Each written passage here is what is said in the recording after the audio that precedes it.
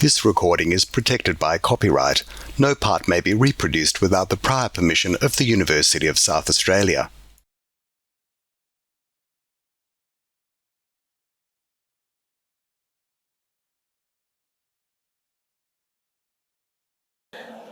Good evening. My name is Jacinta Thompson and I'm the Executive Director and Exhibitions and Events Producer for the Bob Hawke Prime Ministerial Centre. It is my pleasure to welcome you all to the Hawke Centre and the University of South Australia. In doing so, I take this opportunity to acknowledge that the University of South Australia is on the traditional country of the Kaurna people of the Adelaide Plains.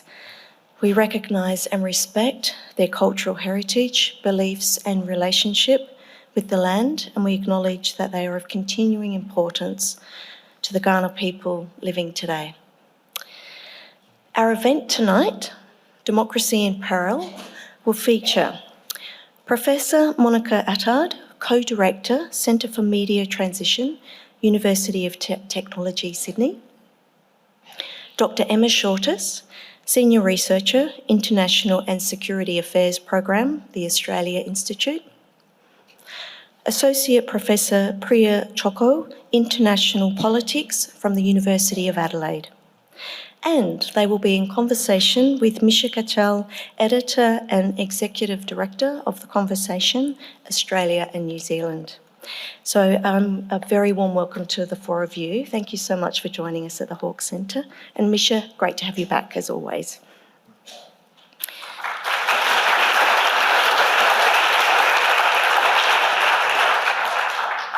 We are thrilled to be co-presenting this event with The Conversation, and I would like to thank Misha and his team for bringing together tonight's extraordinary panel and for such a timely conversation with global elections, as we know, unfolding around us. And it is now my pleasure to welcome Misha and the panellists, and Misha is going to take over proceedings and introduce the panellists to you. Thank you. Well, thank you very much, Jacinta, and thank you everybody for coming tonight. What we're going to be discussing is the performance and the state that democracy is in currently all over the world. And we have three terrific panellists with us tonight who are all people who have got expertise in specific democracies. So I'm just going to introduce them really quickly. I'm going to make a few opening remarks just to set the scene about the questions we're going to look at, and then we're going to immediately start talking to the panellists. So Monica Attard is a decorated journalist, journalism professor from the University of Technology in Sydney, an expert on Russia and a terrific reporter on Russia and writer on Russia. And she's also my old boss. Very early in my career in journalism, I was working as a researcher on Media Watch, running around trying to get stories for Monica. So it's terrific to have Monica here today. We also have Priya Chacko, who is a historian and writer with the University of Adelaide, a senior researcher who has got a focus on foreign policy in India and the Indo-Pacific region. And Emma Shortis, who you still have a role at RMIT University, as well as working at the Australia Institute as a researcher, and Emma has written quite significantly about the US and about living in the US. Just to set the stage, I want to go back to something that the historian Francis Fukuyama wrote in 1992, when he said basically that we'd reached the end of history, and that from this moment on, what we were going to see was history was no longer going to be a process of evolution. We were just going to see Western liberal democracy spread all over the world. I think you can probably say that the ensuing 30 years have been a process of proving him wrong, and that we have seen the emergence of a number of serious threats to democracy. We've seen changes in the media landscape. We've seen the rise of populism and authoritarianism. And what we're going to do is talk about this very particular year for elections, 2024. I think almost half the globe is going to be voting in elections this year, and just look at how democratic those electoral processes are. And then we're going to move into talking a little bit about what that might mean for the state of democracy globally, but also in Australia. It's something that we're going to consider as well. So perhaps I'll start. So we've got the three elections. One that's just happened, which is the Russian election, which happened in March. We've got the election in India, which is still occurring. And obviously we're looking forward to an election in the US in November this year. Looking forward is maybe the wrong choice of words there, Emma? Possibly, okay. We'll start with Monica, because you paid close attention to the election in Russia. Can you just tell us what happened and give us your perspective on how sort of fair and free that electoral process was? Thanks, Misha, and always lovely to share a room with you and a stage with you. So there was an election in Russia in March. It occurred some 2 weeks after the rather shocking and unexpected death of Alexei Navalny in a prison in the Arctic Circle, which had a little bit of an impact on the way the 2 weeks leading up to the election panned out, but not a huge impact, in fact, no impact on the result. That was largely because the result was entirely manufactured. So there was an election. It delivered Putin an 87% vote, which is quite extraordinary. Which tells you a number of things. One, it wasn't free and fair. Two, it tells you that there were no viable candidates other than Putin who were permitted to run. So his two main opponents were the leader of the Communist Party, who runs in every presidential election, Gennady Zyuganov, who got a very, very small proportion of the vote, and the leader of a brand new party, which is called the New People's Party, which has basically been constructed to absorb some of the disaffection that young people are feeling in Russia at the moment.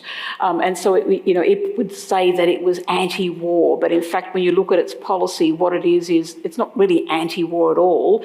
It believes that Ukraine should entirely capitulate to Russia, hand over its territory, throw up the white flag and walk away. So not really anti-war. So they got a very, very small proportion of the vote as well. And this is against a background of a country that has no free media. So independent media began to flourish when the Soviet Union collapsed back in 1991. Actually, it was flourishing a few years before the Soviet Union collapsed, but then it really, really took off. A lot of new publications. They were doing exactly the sort of thing that you would want a thriving, healthy media to be doing in a liberal democracy, even though that was a big stretch to call what Russia was in the intervening years a liberal democracy, but still it was more democratic than it kind of currently is. And then about 10 years ago, when paranoia really set in with Putin, the media began to contract, to put it nicely. In other words, it was being forced to close down piece by piece. There were some parts of it that remained healthily funded, sometimes by Western interests, which really upset the Kremlin. And they survived for a while until February 24th, 2022, when Russia invaded its neighbour, Ukraine. From that point onwards, a new law was introduced that you couldn't call the war a war. It had to be a special military operation. You couldn't criticise the war. You couldn't criticise the military. Criticising what government is doing is part and parcel of what a free and independent media does. That together with a law that had been brought into play in Russia, I think 5 or 6 years earlier, which allowed the Kremlin to declare any agency or any group to be a foreign agency, in other words, an enemy. That label was applied to a lot of media, and so when the war happened, a lot of media, independent Russian media, had to leave. So no independent media. Lots of independent Russian media outside of Russia, none of which can be legally broadcast inside the country. Although people still have access to it because, despite what people say, Russians still have VPN. So they might not have a free media, but they can access free media if they choose to. But by and large, what most people are exposed to is Kremlin propaganda. So you don't have a free election, really. And on top of that, you have a very, very, very healthy habit by the Kremlin, by the Kremlin's technologists, as we like to call them, of massaging the vote. So, for example, just to give you an idea, in the previous 4 elections, the first election that Putin actually stood in, he did quite well in that one. Then his vote went down to 67%, and in the third one it was 74%. In the fourth one it was 77%, and now it's shot up to 87%. So that either the technologists are getting very lazy, which is what I think is happening, or best case scenario, Russia is a vast country of 5 time zones and 87 autonomous and semi-autonomous regions.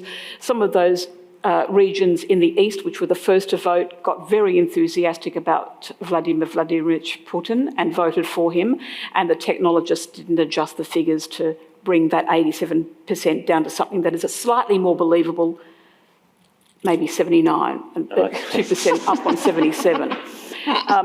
So there were lots of things at play, but I think where we end up is that we can't call this a free and fair election. It wasn't. So a chicken and egg question, because we have, an authoritarian leader firmly in charge.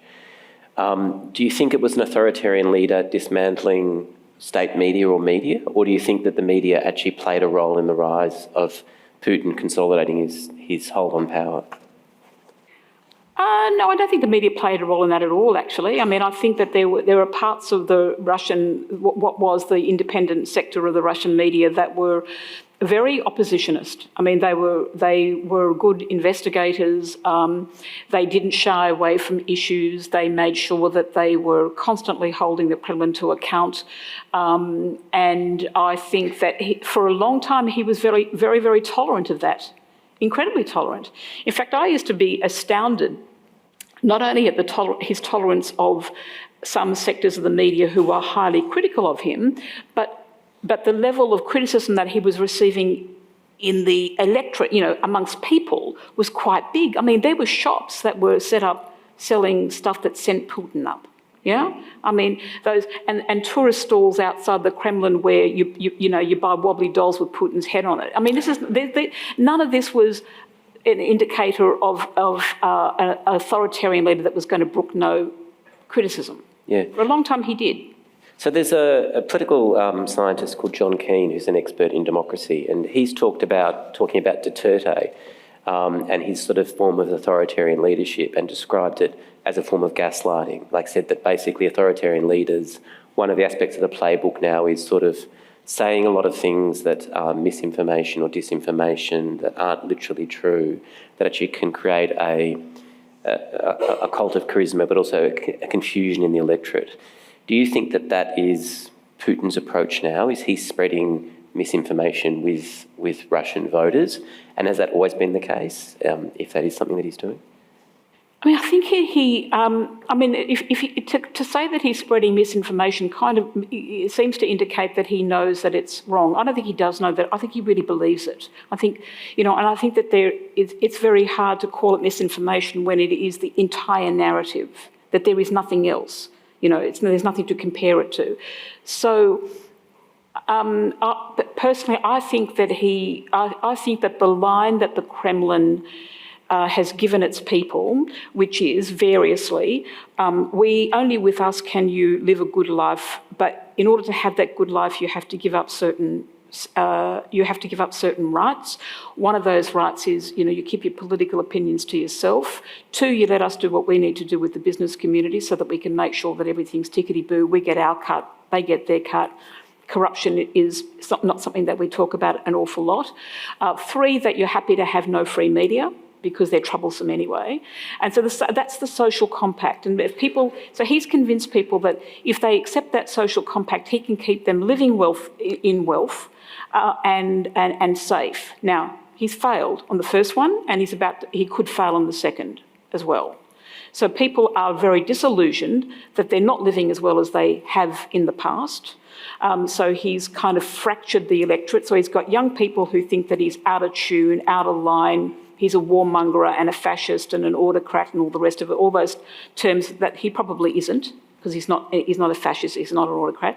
And the old people who think, well, we're not living as well as we used to, so what's going on here? This social compact isn't really working very much to us. So he has to overlay that with a narrative a new narrative. And the new narrative is there's this big, ugly West out there that wants to knock us off, led by the United States.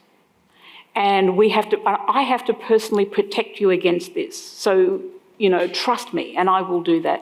That's the new narrative, and people have believed it. Okay.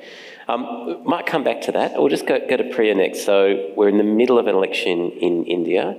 When I say in the middle, it's a 6-week election, is that right? Can you maybe just give us an update on where we're up to with Modi's re-election? Yeah, we are in the middle. We're in the third phase. Yeah. So about 10 states are going to the polls all over the country, but the big ones that are going to the polls are Gujarat, a bit of Uttar Pradesh, a bit of Karnataka, a bit of Madhya Pradesh, Maharashtra. So very big popular states are going to the polls now. So it's a crucial phase in the Indian election. And how's the election going? Do you think is it a free and fair election? It's been an extraordinary election. I've never seen anything like it, actually. I don't think it meets the standard for a free and fair election. But there's been scandal after scandal after scandal. So, major opposition leaders have been arrested. They're sitting in jail. There's been a major corruption scandal to do with election financing, which has benefited the ruling party. The opposition Congress Party can't access all of its funds. There's been a freeze on that. The government's been using the various agencies, like the Enforcement Directorate, the tax agencies, to harass media, to harass its opposition. And we've got now Modi, who's been very careful in the last 10 years to sort of project himself as this global statesman, as this guru, representative of God, who is virtuous and non-corrupt and pure. He's now spewing anti-Muslim hate speech on the campaign trail, and he's spreading disinformation about, or politicking, depending on your outlook, about the Congress Party, the opposition's election manifesto. And he's doing this constantly in North India, which is the heartland of his party. Is the media keeping him honest on that, or is... The mainstream media is not keeping him honest because it's very pro-government. It's striking, actually. He did an event before the election had started with a major media house called India Today. This is a magazine that my parents subscribed to. I used to read it all the time. I had a lot of respect for it. But it's become what's called in India the Gaudy media, which is lapdog media. So the proprietor of that outfit was actually got on the podium and said, it's not our job to be the opposition. Well, no, it's not the job of the media to be the opposition, but it is the job to report fairly, not share a platform with the Prime Minister and praise him. So the mainstream media, unfortunately, is extremely pro-government, is celebratory, is not covering these major scandals. The latest one is a horrific sex abuse scandal involving an ally of the Prime Minister. And the mainstream media has barely touched it. There is an independent media, but it's under pressure from tax raids, defamation lawsuits, and that independent media has found a platform on social media. YouTube is blossoming now with various sorts of fact-checking shows, influencers trying to hold the government to account. But social media is still a minor player in India's media landscape. Most people still get their information from television and newspapers. So unfortunately, the media is not free and fair, and that's affecting how free and fair this election is going to be. So you wrote an article about the Indian election for The Conversation recently, and I think you said that there had been a decline in the health of democracy in India.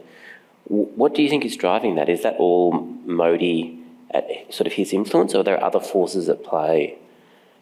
I think it has a lot to do with Modi. There was a bit of decline in democracy with the previous government. If you look at sort of VDEM indicators and data, there was a decline from that point. And I think, in my view, that was because the government was finding it so difficult to get things through Parliament and trying to do what it wanted to do. It resorted to certain authoritarian practices, which wasn't good. However, it's just deeply increased in terms of authoritarianism under the Modi government, and I think it's related to his philosophy, his governing philosophy, and his organicist nationalist ideology. It's very similar to Putin, actually, the things that you were saying. He tries to cultivate this air of trust. Only I can make India great. the West is impeding India's rise. So when the West criticises Indian democracy, he says this is a conspiracy, they're trying to prevent our rise. And he says that about journalists, about the liberal opposition in India. So you were saying that the media is not holding him to account.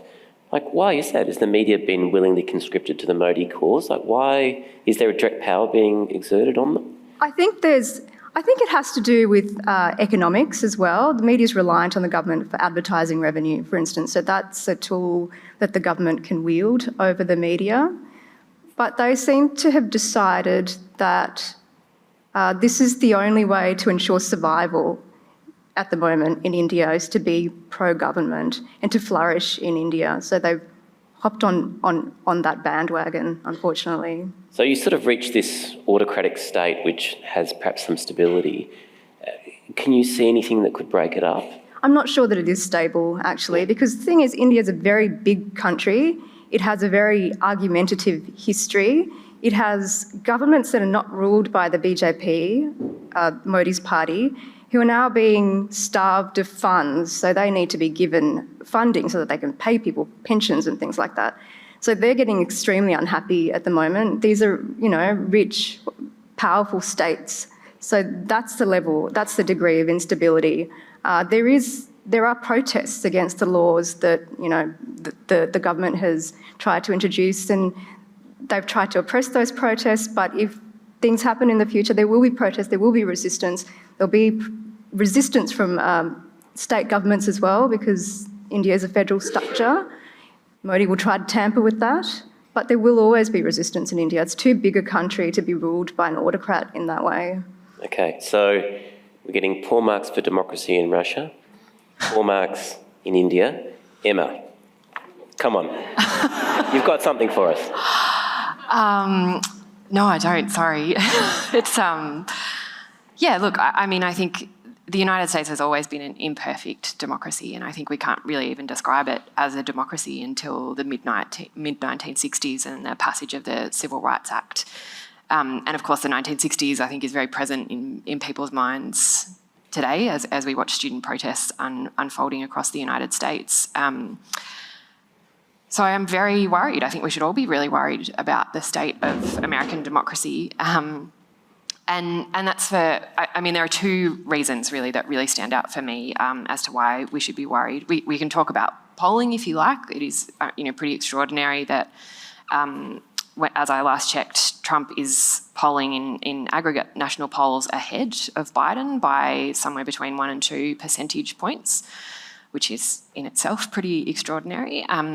But the main thing that worries me about that is, of course, that Trump, as we know, is an active and present threat to American democracy. He's been very open about the fact that he is committed to both enacting revenge and retribution against the people he thinks have wronged him, but also actively dismantling the institutions of American democracy.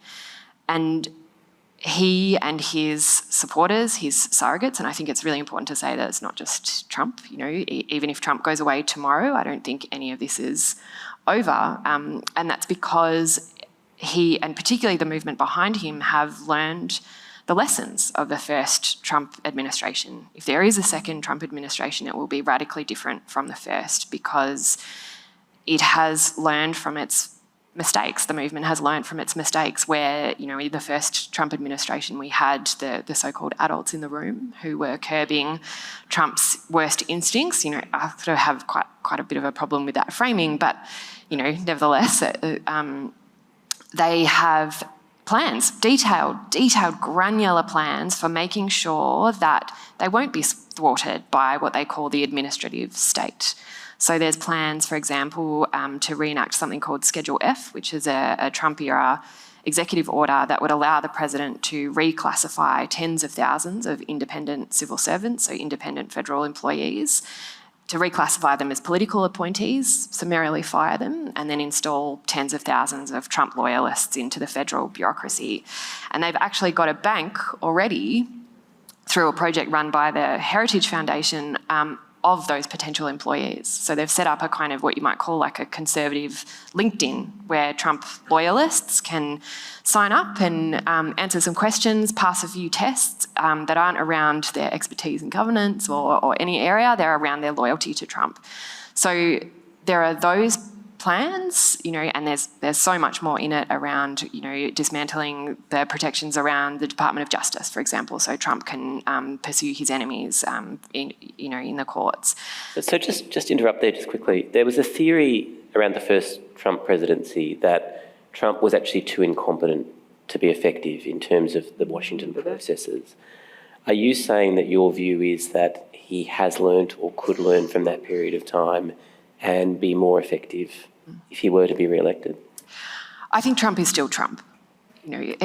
Certainly his volatility, his tendency to lash out, and his, pretty proud lack of understanding of how the institutions of American democracy function still exists. But what has happened in the intervening period since he was president is that the movement has united behind him in a way that it just didn't in the 4 years of his presidency, and is working out a way to both kind of unite themselves, so unite the kind of loose coalition of, from libertarians to arch conservatives that support Trump, and attempting at least, I think, to harness his power for those really far-right ideological ends. And I think you can see how effective that has been through this project. It's called Project 2025, run by the Heritage Foundation, which now has a coalition of 100 plus conservative organisations kind of on the bandwagon and working for a second Trump administration. So all of that taken together, Trump still being Trump, I think, but all of that taken together means that a second Trump administration would be a lot more dangerous for American democracy than the first one. Okay. Now I'm just going to jump in there and mention that Emma's written a terrific article for the conversation on this Project 2025 Heritage Foundation document. If you want some sort of scary nighttime reading, it's really worth a look. It's a terrific read. So my next question for you is, as we're sort of coming into the election cycle, and we're looking at Trump's prospects of winning, and we're looking at what's going to happen in the election itself. I mean, the role of the American media is going to be so important. There's been a lot written and said about American media failures, particularly after the previous election and the January 6 protests. How do you think the American media is faring, and what do you think the prospects are of sort of having a robust reality-based debate? Look, I think the reality is that the American mainstream media still don't know how to deal with Trump. They don't know how to address his constant lying and the extraordinary fact that he's the first president ever to face criminal charges and to be sitting in court. He's in court this week, he's in court for the next couple of weeks, and there was a moment in the first couple of days of, actually it was the first day of his trial, where he nodded off during the trial.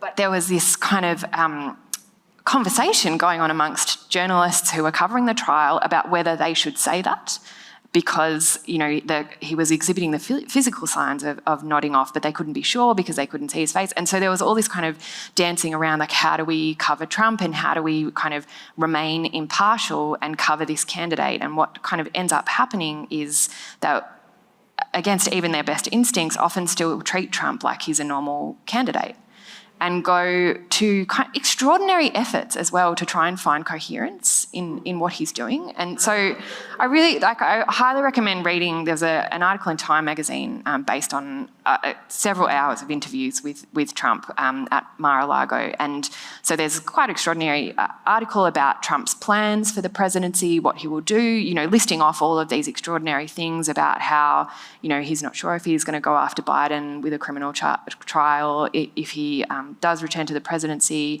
all of the things he'll undo. But then you can also read the transcripts. So they publish the transcripts of those interviews as well. And you can see that the extraordinary amount of effort that has to go into making Trump coherent. And so the picture I think that American voters get of him still doesn't reflect, just how unhinged this guy is. And so mainstream media is still struggling. And you add to that, of course, to a totally fractured media landscape where you have outlets like Fox News in pursuit of an increasingly conservative, extremist audience, peddling conspiracy theories, peddling quite openly white supremacist great replacement theories on, mainstream television watched by millions of people. That you then have this kind of extraordinary situation where the media feels, the mainstream media, I think, is torn and kind of in agony over how to deal with him, being begged by the current president to cover the stakes of this election. Just a couple of weeks ago, Biden was at the White House press correspondents' dinner asking the media not to take sides, but to report the stakes of this election. And I'm just not sure that they'll be able to get it right. Do you think traditional media methods can even work? I mean, I'm thinking about, there was a book that's been much quoted sort of since the Trump presidency called On Bullshit by a philosopher called Harry Frankfurt, I think it's Harry Frankfurt, who was writing about the difference between something which is like a factual inaccuracy, a clear lie, and something that is a stream of consciousness that is meant to create a sense of a vibe or a sense of orientations or feelings. And basically the argument that's been made is that Trump's dialogue, when Trump speaks, it's not really about specific factual claims. So fact-checking him doesn't make sense. It's about communicating to a base, a vibe, a sense of sentiments itself. So I guess my question about that is, if that is true, and then literalism and fact-checking doesn't work, how do you engage with a leader like that? I wish I knew. I wish I knew the answer to that question. I think that, the point about the vibe is so important because Trump is so effective at employing that kind of narrative where it's a stream of consciousness, and of course there are brazen lies in it all the time, but there is also this sense that he taps into amongst many of his supporters of being victimised, of being under attack, and of I suppose, well, he says much in the way that Putin and Modi do, that I am the only thing standing between you and them. I am the only thing that's going to save you. And so reporting that and kind of the history of that, I think, becomes incredibly difficult. And I think what really gets lost in a lot of the media coverage, especially as it's focused on fact-checking on specific instances, on specific things that Trump has said, alongside a kind of fixation on the polling, of course, and the horse race of the American election. What I think excuse me, I think what happens then is you lose the long threads of history that have allowed Trump to rise to power.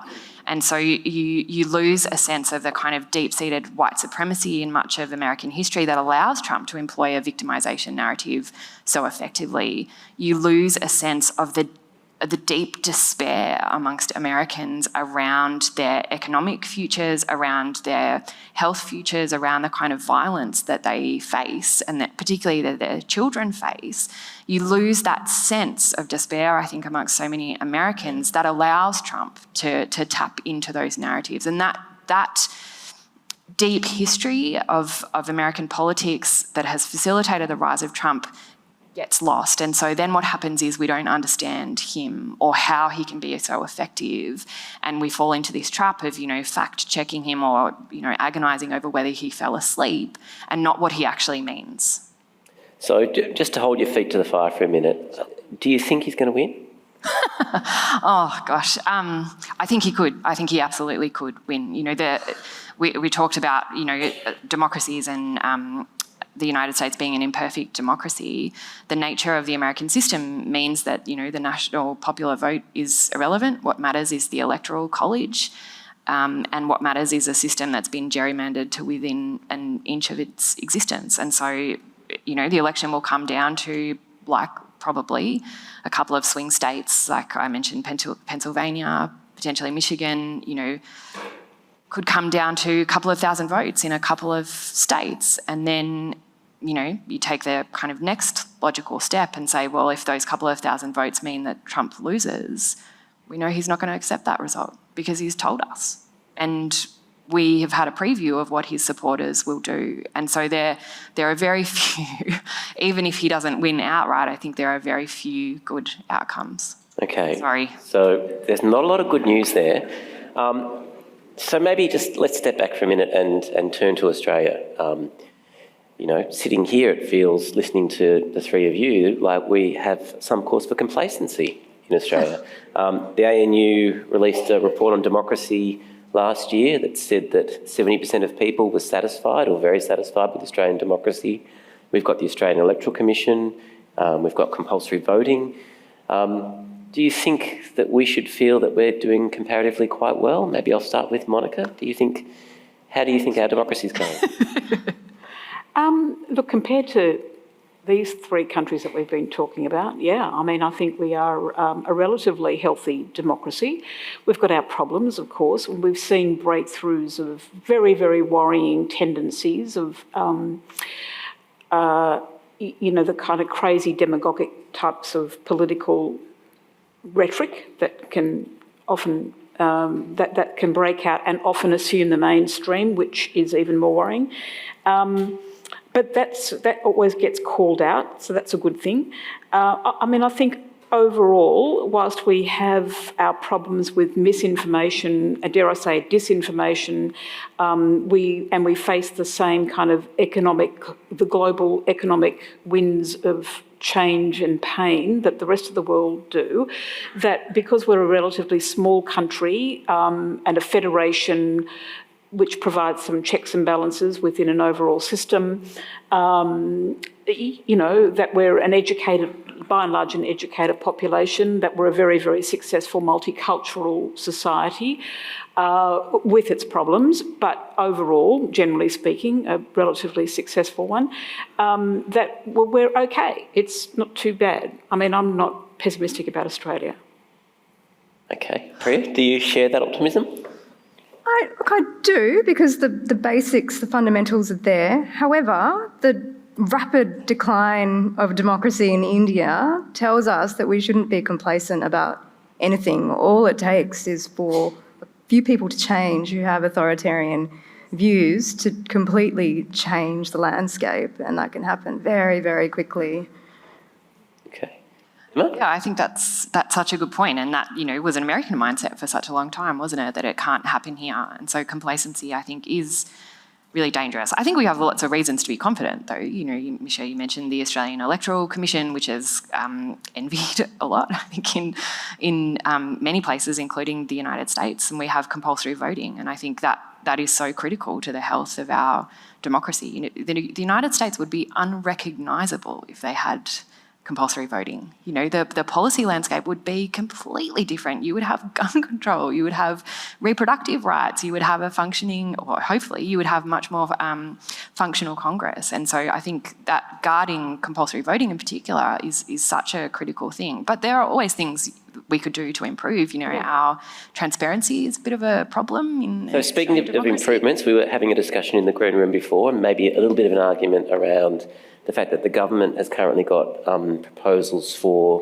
truth in political advertising laws. I'd be very interested to hear all your views on whether that is potentially an improvement that could add to the strength of our democracy, or whether you see risks in it. Does anybody want to jump in on that one? Oh, you're looking at me. Okay. So look, I think that I didn't even realise that South Australia had truth in political discourse laws, and so I can't claim to know an awful lot about it. But it would seem to me that as a matter of overall principle, that it's always very difficult when you are asking a government to regulate the way people communicate. Regulation in this space is really, really fraught. And we're seeing that play out, for example, with the current law that the Labor government, federal government, is trying to get through to force the digital platforms, the Metas, Facebook and X and all the rest of them, to be more open about what what they're doing about mis and disinformation on their platforms, right? So, you can see the dangers. I mean, do we want to have government telling anybody what they can and can't say, or even though they're not in this case, but having any say at all about what can be said in the public sphere? And I think that the laws to regulate the way politicians and political parties communicate is in that space as well. So, if it works well, great, and if there are protections in place, great. But I think at the end of the day, you can't get past the fact that people are uncomfortable with governments meddling in that space. In terms of mis and disinformation, the platforms are really uncomfortable with regulating in that space as well, not having government regulating themselves. And we're all uncomfortable with the notion that nothing's being done. So we're kind of in a real bind. And I think with political advertising, it's a bit the same. People want political parties to be able to say what they really think without fear or favour, but they don't want them to lie. So you're trying to get into that sweet spot where you're saying you can say what you want, you can have policies, you can have platforms, but you just can't lie. Yeah. It's interesting actually, because there was obviously discussion about this recently when Elon Musk made the argument that it wasn't, the Australian government shouldn't be telling X to take down the video of that attack on the religious leader in Sydney on free speech grounds. Do you think that's right? I mean, there's an interesting piece in Crikey by Bernard Keane where he argued that actually Musk had a point there. I think he's got a total point. Yeah. I think Bernard Keane was right in that piece. And I think that it's a very, very big call to say to X, which is a public space, you can't. This is what you can't say this. I mean, when it's not hate speech, when it's not when it's not terrorist speech, when it's not inciting insurrection, whatever. Does anybody disagree with that? I mean, I think we do. We do regulate speech. We regulate hate speech, as you say. But there's limitations around that. Yeah, of course. But I think also we have to be careful to not conflate what are two related but different issues. The question of truth in political advertising is slightly different to the regulation of social media and violent content, particularly on social media, because that wasn't misinformation. That's horrendous content. And so I think, as we said, South Australia's had truth in political advertising laws for some time now, and they've worked quite effectively.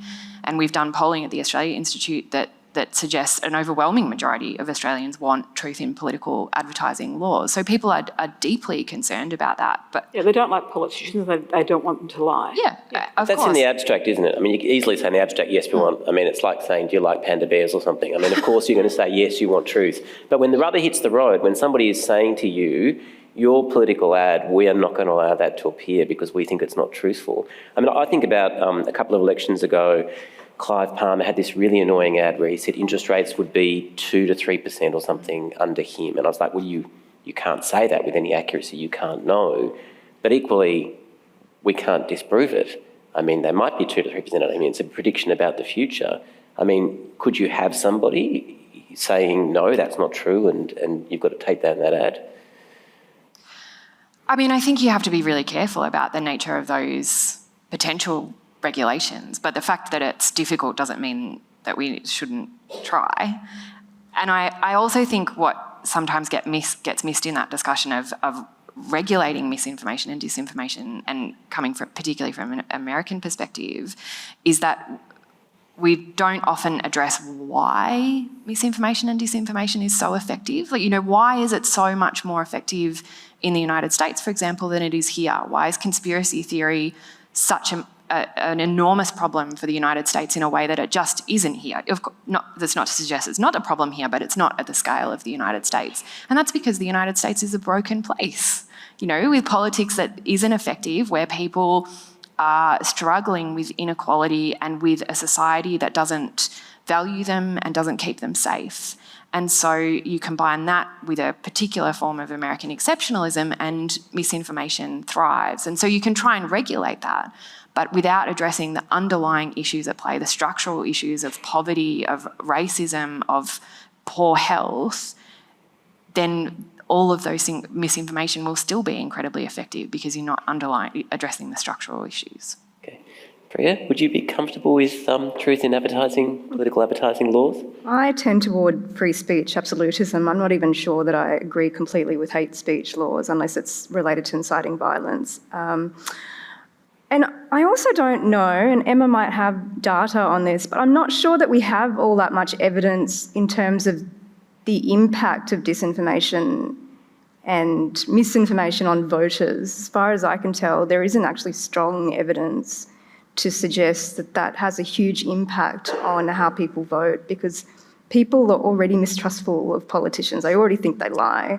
They don't trust the media very much either. So I think that voters aren't completely stupid. So there's something else going on here, I think, with Trump. You know, I don't think it's all the fault of misinformation and disinformation. Emma, do you have the evidence for it? No, I think that is a really good point, and I guess that's what I was trying to get at, in that, you know, it's not, misinformation is not the reason that Americans are voting for Trump. I think it kind of plays a role, and there's a tendency amongst some Democrats at least, and I'll be interested in what Monica thinks, to suggest that Russian misinformation in particular is responsible, or disinformation is responsible for Trump's rise. But again, I would go back and say, well, why is that misinformation so effective? Why are people drawn to Trump when many American voters, they know he lies? They will, do vox pops out the front of Trump rallies and say, yeah, I know he lies, but I'm voting him for this reason, or I'm voting for him for this reason. So I think you're totally right, Priya, that, that doesn't, it plays a role, but it doesn't explain what's going on. So just to ask another regulation question, if you think, I was reading the Brian Stelter book about, called Network of Lies, about the role of Fox News in spreading misinformation about the US election. And the reason that Fox News spread that misinformation was because they knew their audience would go elsewhere.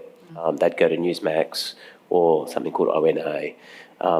So you can see media businesses that have got a model playing to certain sectors of the community, and you're talking about the fact that you're saying some of the issues that we're talking about in American democracy have got to do with the very real lived experiences of people's lives, and that's why certain media are appealing to certain people.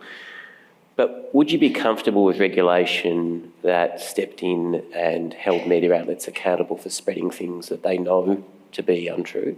I mean, because to me that was just extraordinarily shocking, that a professional mainstream media outlet would have something that they knew to be factually untrue. It was known throughout the entirety of the newsroom, and yet it was being spread anyway. Yeah, I mean, it is extraordinary to read about, Fox News covering the January 6th insurrection and realising their voters were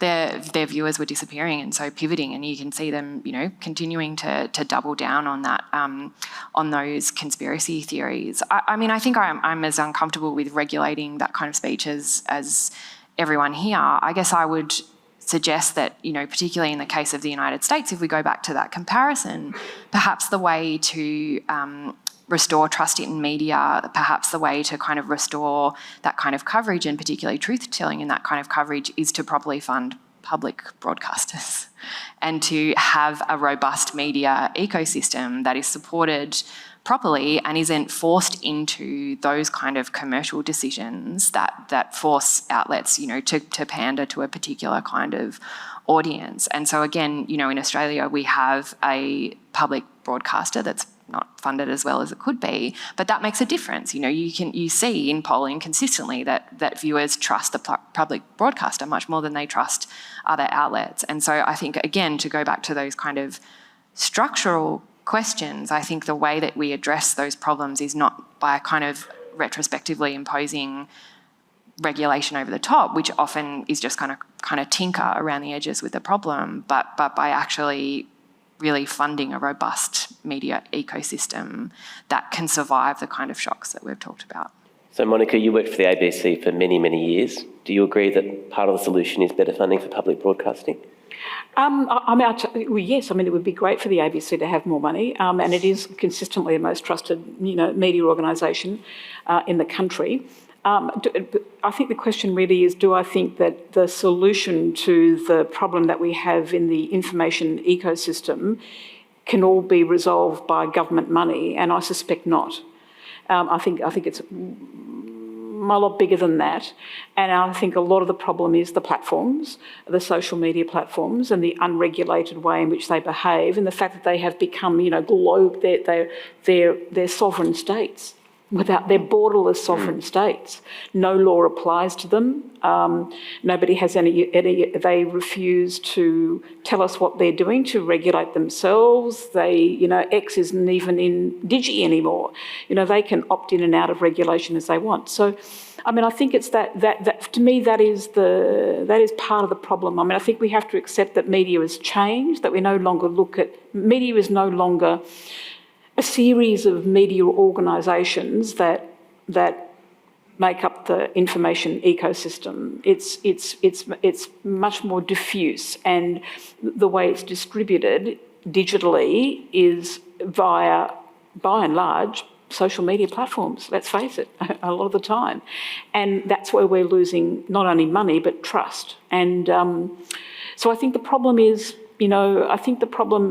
multifaceted that I'm not sure that throwing money at public broadcasting or public media alone is the answer. Okay, so one of the other solutions that's been proposed by the people who run the platforms that have created this problem, by the likes of Google and Facebook, has been that what we need to do is teach young people how to identify misinformation and disinformation. They put this under the category of digital literacy, which basically is a way of saying we've created this system of information which is infected, where it's impossible to tell what's true and what's not, and the only solution is teach the young people to work it out for themselves. Yeah. So Priya, you're in the university sector, you're working with young people every day.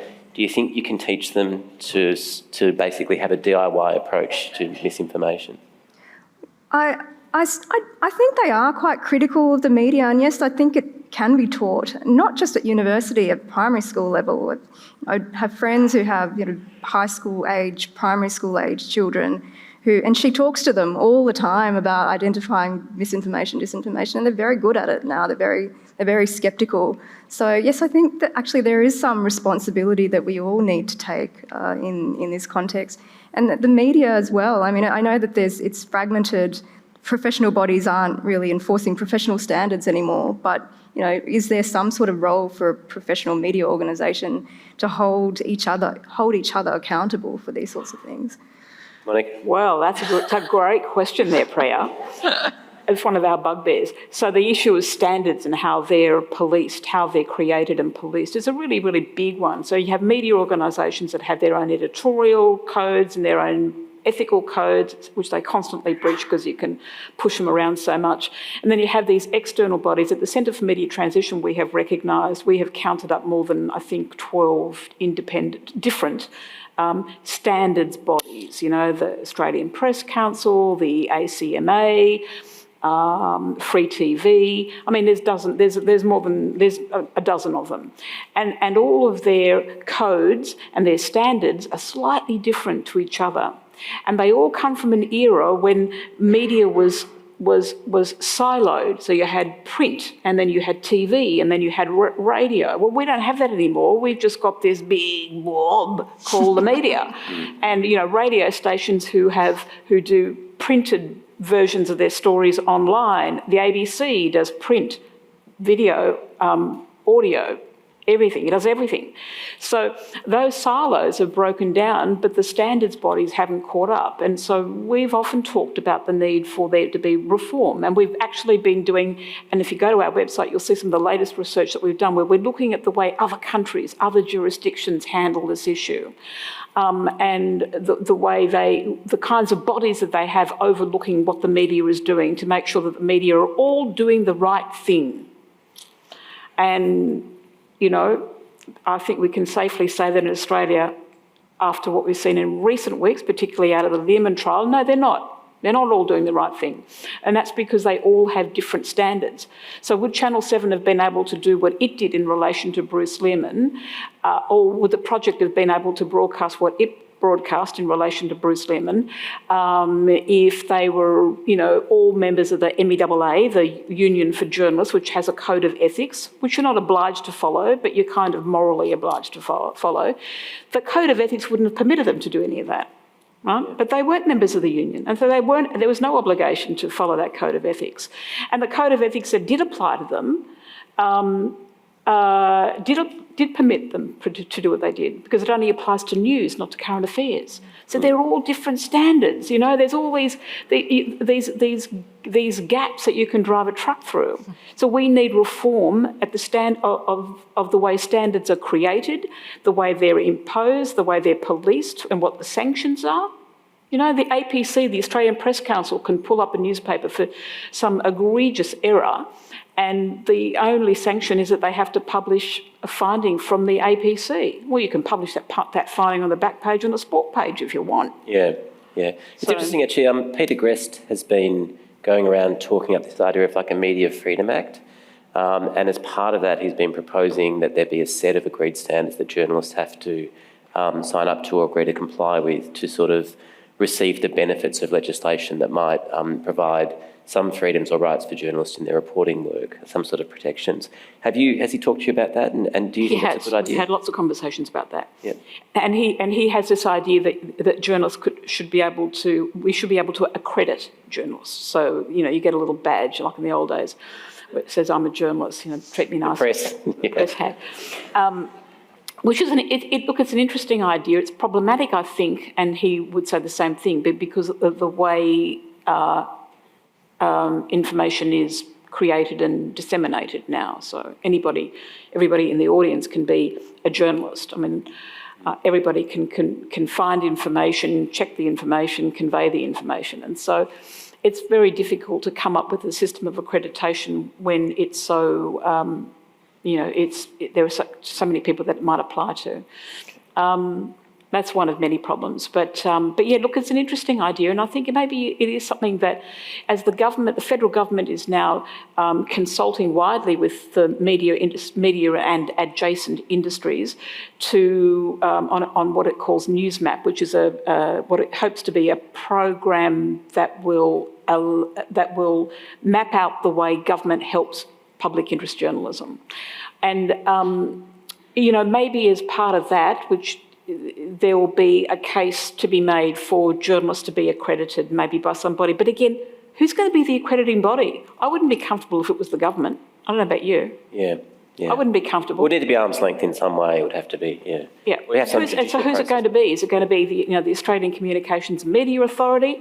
That's government. Is it going to be the union? That's the union. So who is going to do the accrediting? I mean, I think there are all these kinds of problems. Yeah. I just want to go back to something you said before, Emma, about what's happening in the US, and you were talking about the fundamental circumstances of people's lives and the way that they're driving sort of Trumpism and some of the sense of their engagement or sense of disenfranchisement with democracy.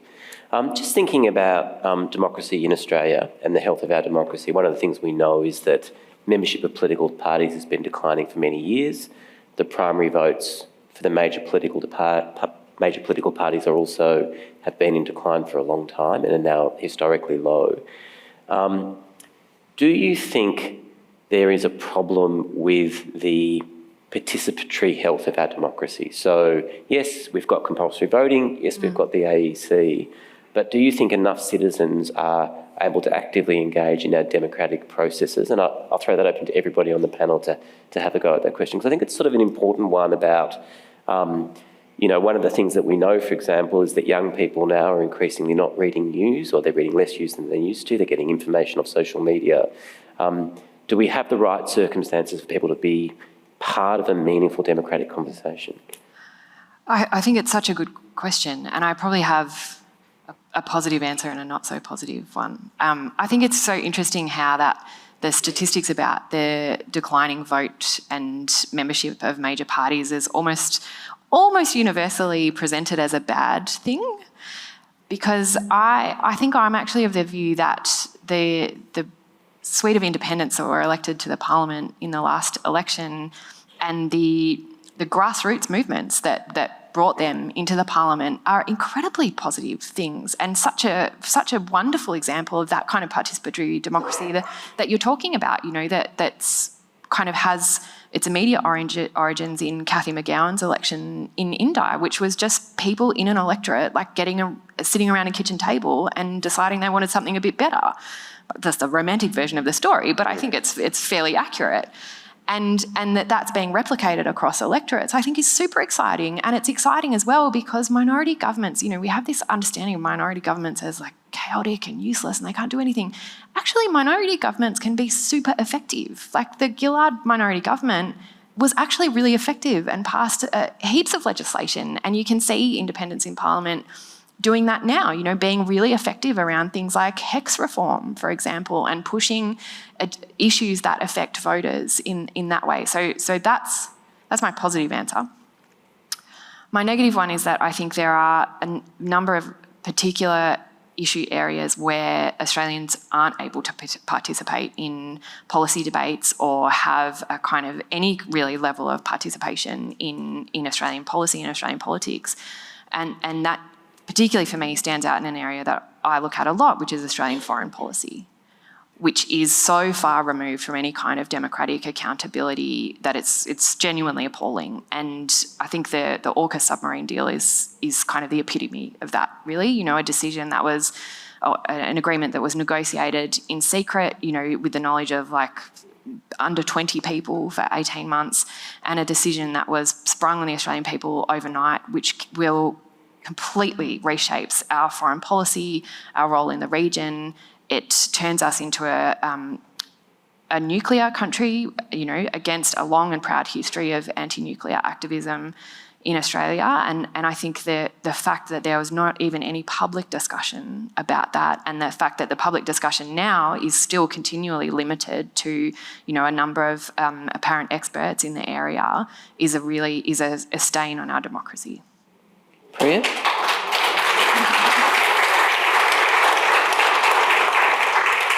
Priya, do you have thoughts on?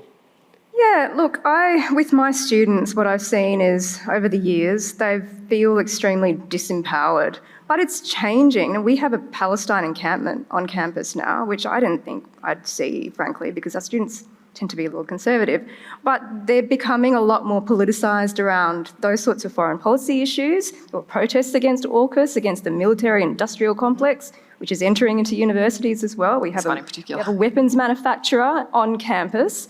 So they're becoming increasingly politicised, but they don't necessarily have a way to enter into political parties and engage with political parties in the way that they want to. So that mechanism between political parties and regular people is broken, and it's a product of, the cartelisation of political parties is what we call it in political science. Politicians tend to be lawyers now these days. They don't come from the union movement. They don't come from the shop floor anymore, in general.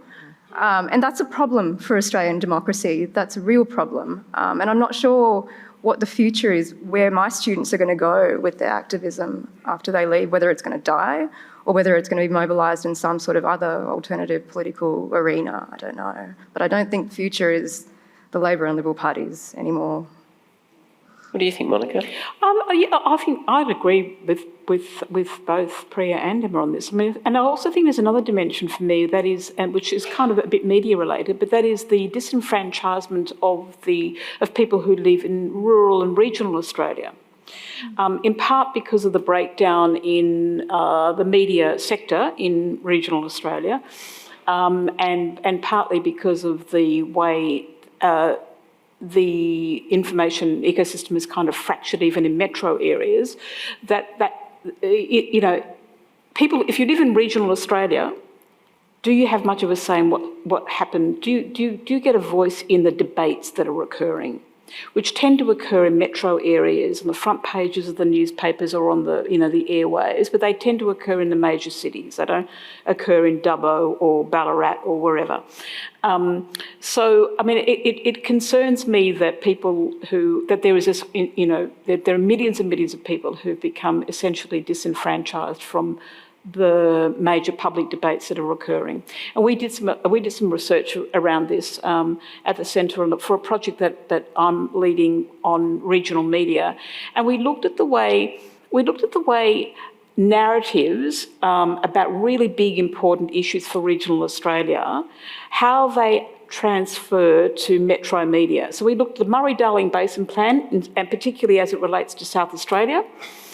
And we looked at the issue of alcohol bans in Indigenous communities in the Northern Territory. And what we found was that the really interesting, important debates were happening at local levels, particularly here in South Australia, which never appeared in any of the metro papers. They didn't break out of South Australia or even of the regional areas in South Australia. So, I mean, I think there's a real disconnect there and I don't know how you fix that. I mean, unless we can move to a situation where metro media is more connected to what remains of regional media. That could be one solution. That's one possible blueprint. But I don't know, I mean, I do worry that is a real problem for our democracy, is that we don't have we can't find a way to engage people who don't live in Sydney, Melbourne or Canberra in the big debates. Yeah, I think one of the things is there's a business media model thing behind that. So, I mean, you think about, say, for example, here in Adelaide, you've got the Adelaide Advertiser, and because of the way digital publishing works now, you're incentivised to do content that will chase clicks in a certain way, that will build your audience for commercial reasons. So media performing that democratic function, say, for example, of surfacing some of those debates, if there's a judgment call that it's not going to drive traffic in a way that doing other things will do, it's very, very hard for reporters and editors to push those stories to the point where they get the coverage.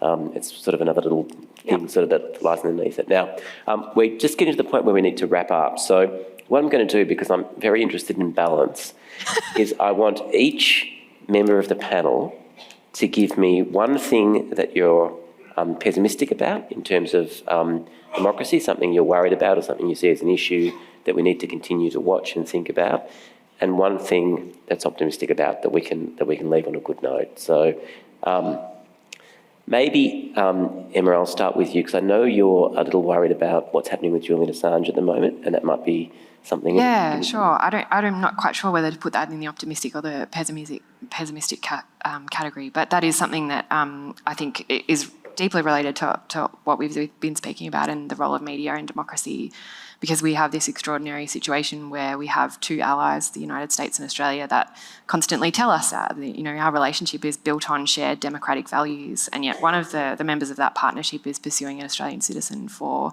publishing the truth and has been asked by the Australian government on multiple occasions to let him go free and let him come home, and they won't do it. They haven't done it yet. But I am really hopeful that there are positive signs coming out of the Biden administration around, whether they will consider dropping the prosecution of Julian Assange.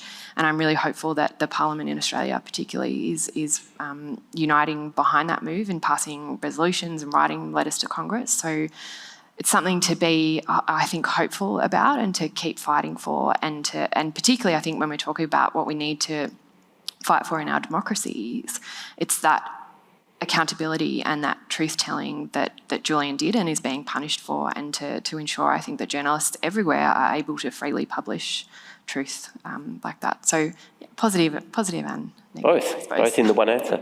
Monica? Yeah. Yes. Good on you for bringing that up about Julian Assange. What am I positive about? I don't know. I mean, I'm generally positive that in Australia we are, a nation of well-meaning people overall, and that we want the best for each other, and that we will find a way to nut through a problem, and it's with very few exceptions generally okay in the end. What am I negative about? I'm really negative, it's a media issue, but I'm very, very negative about the possibility of media being able to break out of this habit it's gotten itself into of thinking that its role is to be an activist for something. I want a media that is genuinely impartial. I want a fair player. And it seems to me that we've got these, a media that's become really radicalised. You've either got uber right-wing media or uber left-wing media, and you've got a couple that try to wade down the middle, but they're pretty ineffectual. And so I really want a media that's impartial.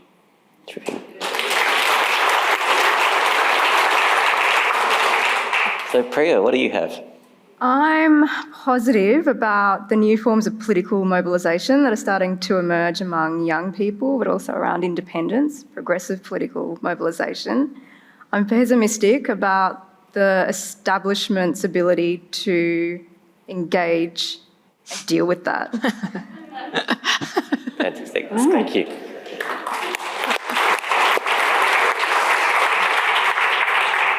Fantastic. Well, thank you very much. And I just want to add one for myself, which is I'm very optimistic about the fact that so many people could come out on a night like tonight to hear this conversation. It's terrific to be able to talk to you all. I'd like to thank the Hawke Centre for hosting us. We love coming to Adelaide. I'm optimistic about being invited back. But thank you so much.